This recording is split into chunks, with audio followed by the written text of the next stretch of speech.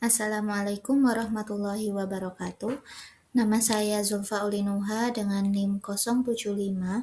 Di sini saya akan memaparkan materi atau lebih tepatnya tugas akhir pada pertemuan ke-15, yakni yang membahas suatu event yang dilaksanakan di Gor Pertamina yang diadakan oleh UB bernama event BEF.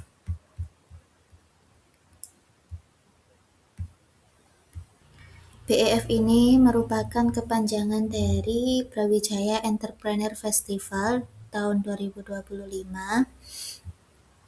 Acara ini memamerkan beberapa usaha dari mulai beauty, F&B, kerajinan, dan telah diikuti oleh sebanyak 100 tenan kurang lebih. Untuk proyek akhir ini, fokus analisisnya mencakup penerapan STP dan 4P yang diterapkan dan memilih maksimal 2 usaha, yakni usaha yang bergerak di bidang fashion dan F&B. Yang pertama, saya memilih F&B terlebih dahulu, yakni usahanya bernama Kuke atau kue kelor. Kue kelor sendiri ini merupakan brand lokal yang lahir dari kreativitas usaha dari UKM mahasiswa UPI sendiri yang telah berlangsung selama kurang lebih 6 bulan.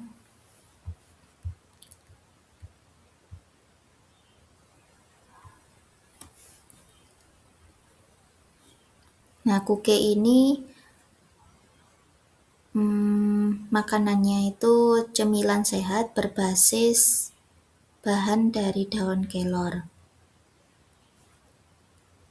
Nah, fokus produknya ini atau brandingnya ini makanan dengan gizi yang tinggi, tetapi rasanya kayak cemilan cookies seperti biasanya, enak banget. Selanjutnya, aspek segmentasi kuke. Dalam menjangkau pasarnya, Kuke membagi menjadi beberapa strategi menjadi 3. Yang pertama, segmentasi demografis,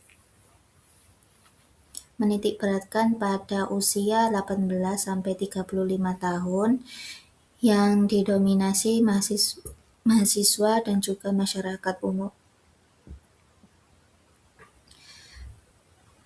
Adapun dari segi wilayahnya sekitar kampus maupun pusat kota.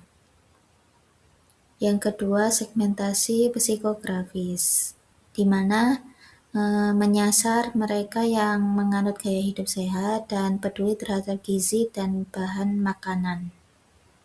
Yang ketiga, segmentasi perilaku, yakni menargetkan konsumen yang suka bereksperimen dengan produk baru dan cenderung melakukan pembelian spontan saat melihat promosi.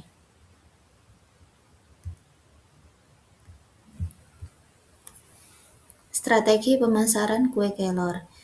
Yang pertama, kombinasi online dan offline. Yang kedua, melalui digital marketing melalui sosial media seperti Instagram dan WhatsApp. Yang ketiga, promosi langsung di booth. Selanjutnya, ada faktor-faktor yang mempengaruhi penjualan kuke. Berdasarkan data observasi melalui wawancara secara langsung, faktor utama yang menggerakkan penjualan kue kelor adalah produksi dan promosi. Produk yang unik dengan bentuk seperti cookies dengan diberi aksen kayak coco chip Nah, ini memberi aksen unik tersendiri. Menariknya,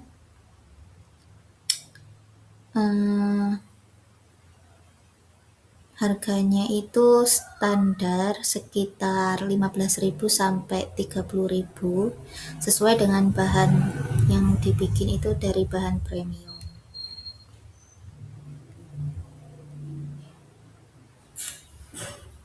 Dari segi refleksi dan pembelajaran, strategi paling efektif yang menurut kami dari penjualan kuke ini yakni kombinasi online dan offline marketing dengan menggabungkan melalui sosial media maupun melalui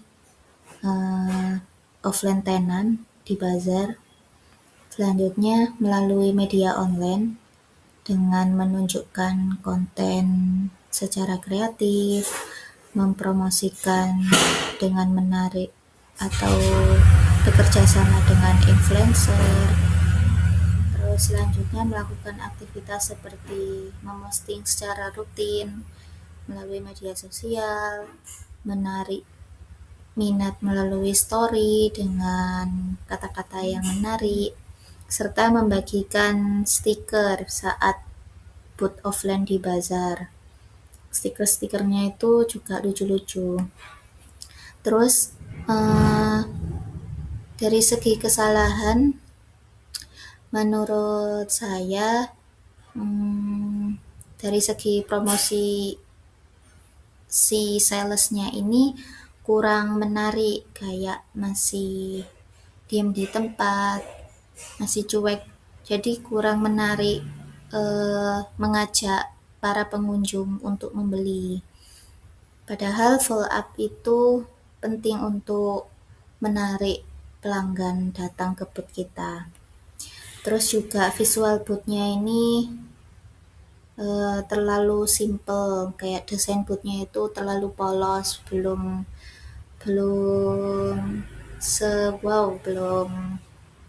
terlalu meminat pelanggan kalau dari segi visual booth-nya. Selanjutnya, pelajaran tentang perilaku konsumen. Keputusan pembelian sering bersifat spontan, didorong oleh rasa penasaran dan pengalaman langsung, bukan sekedar faktor harga.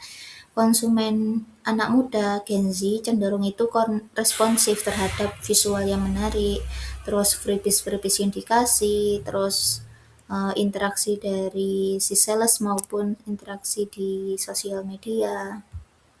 Nah, perlu dilakukan perbaikan strategi pemasarannya, seperti memperkuat visual brandingnya, terus konsisten posting di media sosial lain kayak Threads, mungkin X, dan sebagainya. Yang ketiga, meningkatkan engagement. Nah, untuk usaha yang kedua yakni usaha bidang fashion atau kecantikan, saya memilih tenan Wardah. Wardah ini sudah banyak ya yang mengenal. Wardah merupakan salah satu produk kosmetik yang ditujukan untuk kaum wanita, khususnya yang ingin tampil elegan tanpa perlu cemas kehalalan produk, sebab produk tersebut pasti halal dan aman. Nah, saya memilih tenan Wardah ini karena tenannya itu unik, beda dari tenan yang lain, terus banyak banget yang mengunjungi tenan tersebut karena salesnya itu komunikatif, terus ramah, terus banyak juga hadiah yang ditawarin. Terus tenannya itu terletak di tengah-tengah lapangan, di tengah-tengah auditorium Pertamina yang di Brawijaya itu. Jadi kita masuk ke auditorium itu kayak langsung tertuju ke tenannya Wardah, kayak wow rame banget gitu. Nah, untuk analisis strategi pemasaran yang dilakukan oleh Wardah Beauty di event BEF ini,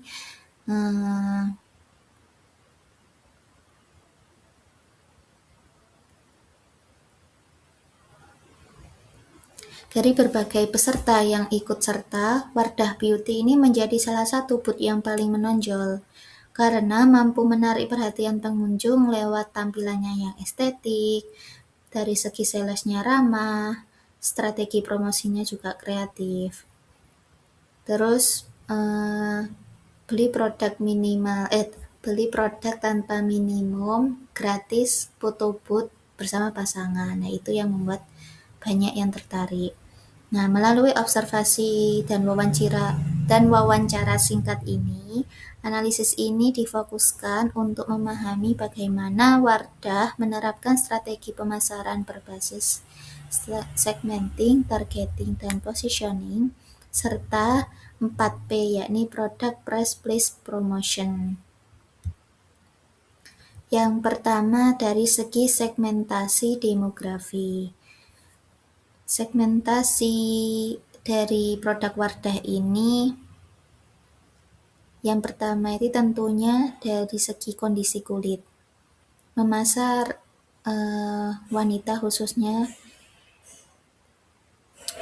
dari kondisi kulit yang mulai dari berjerawat, sensitif, minyak, terus normal. Terus dari segi kelompok usia, Wardah ini menargetkan konsumen berusia 17-35 tahun, yakni dengan rentang kelompok remaja sekitar 15-20 tahun, dengan fokus utama mengatasi jerawat, mengontrol minyak, dan mencerahkan kulit kusam akibat aktivitas. Untuk dari kelompok dewasa muda sekitar 20-30 tahun, fokusnya itu menjaga kelembapan kulit dan menghidrasi kulit. Nah, yang terakhir kelompok dewasa sekitar 30 tahun ke atas, fokus perawatannya ini anti-aging atau peremajaan kulit. Untuk jenis kelaminnya ini sebagian besar segmennya perempuan. Dari segi kelas ekonomi, pada acara BF ini mengarahkan produknya kepada segmen kelas menengah ke bawah hingga menengah ke atas. Dan dari segi gaya hidup dan perilaku konsumen, Wardah ini menyasar anak muda yang aktif di media sosial, kayak biasanya itu membentuk brand ambassador, kayak klaster Malang sendiri, klaster Surabaya sendiri. Di situ banyak yang berminat menjadi brand ambassador, sehingga dari brand-brand tersebut, BA-BA tersebut ini saling mempromosikan, menjadi affiliate, dan sebagainya. Yang kedua, segmentasi geografi. Yang pertama ini wilayah utama, yakni di wilayah Brawijaya, karena di event BEF Brawijaya. Sehingga target utamanya adalah masyarakat kampus, mahasiswa maupun dosen. Yang kedua, wilayah sekunder atau perkotaan. Wardah ini menargetkan kawasan perkotaan dengan gaya hidup modern dan aktif di media sosial. Yang ketiga, jangkauan nasional. Meskipun booth Wardah beroperasi di satu lokasi saja, aktivitas promosi terus update unggahan di sosial media, kayak melalui Instagramnya, TikToknya, dan sebagainya untuk lebih memperluas jangkauan terutama saat ada acara yang berlangsung, sehingga mudah menjangkau audiens dari berbagai wilayah. Untuk targeting atau menentukan pasar sasaran, yang pertama ini dari segi demografis, Wardah membedakan konsumen berdasarkan jenis kulit dan usia. Misal, produk skincare harian ditujukan untuk usia muda, sedangkan seri anti-aging dikonsumsi untuk konsumen dewasa, kayak seminggu 2 kali maksimal. Untuk target lokasinya ini masyarakat kampus, baik mahasiswa, dosen maupun pengunjung umum di sekitar wilayah Malang, Yang ketiga, harga. Dari segi harga, produk Wardah ini tergolong terjangkau untuk semua kalangan, terutama kelas menengah ke bawah, sehingga mampu menarik banyak konsumen muda. Nah, positioning atau membangun citra brand. Kualitas Wardah ini sudah nggak diragukan lagi, karena mengedepankan kualitas dan terus berinovasi untuk memenuhi ekspektasi konsumen. Hal ini dibuktikan dengan banyak review yang bagus. Yang kedua ini halal.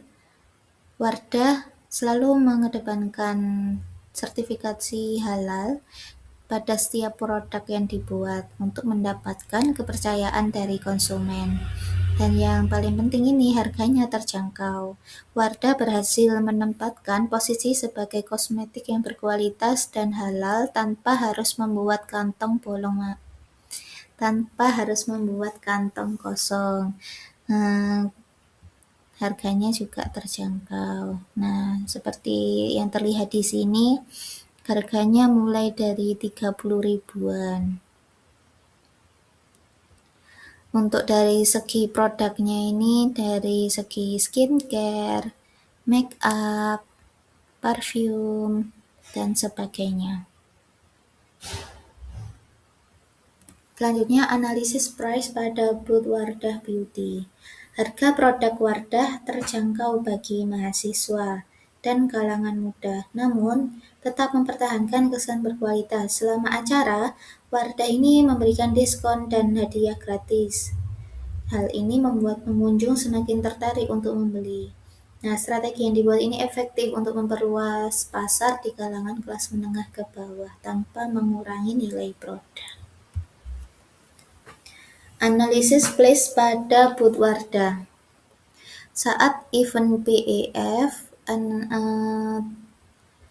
booth yang dibuat ini tampilannya estetik dan mudah diakses. Selain promosi langsung di acara, Wardah ini juga mendistribusikan lewat e-commerce kayak Shopee, Lazada, TikTok Shop, dan media sosial sehingga konsumen mudah membeli produk dengan kapanpun. Analisis promotion pada booth Wardah Beauty. Kami memilih booth Wardah untuk dianalisis karena pemasaran yang paling menonjol dibandingkan dengan booth lain, yakni dari segi cara mereka melakukan promosi dengan menarik. Selain menjual produk, suasana booth yang dibangun itu estetik, menonjolkan citra Wardah kayak warna biru toska gitu. Sehingga rata-rata pengunjung itu yang baru memasuki aula langsung tertuju ke booth Wardah. Mereka juga menawarkan banyak promo seperti diskon, gift produk, serta foto booth gratis bagi setiap pembelian tanpa minimal pembelian dan tanpa dibatasi durasi fotonya. Nah, itu yang bikin mahasiswa tertarik karena biasanya kan kalau foto booth itu mesti dibatasi kayak maksimal 10 menit gitu. Selain itu, tim pelayanannya juga sangat ramah dan komunikatif, sehingga pengunjung merasa nyaman saat mencoba produk dan konsultasi kulit. Selanjutnya, refleksi pembelajaran pada analisis ini. Yang pertama, strategi pemasaran mana yang menurut Anda paling efektif?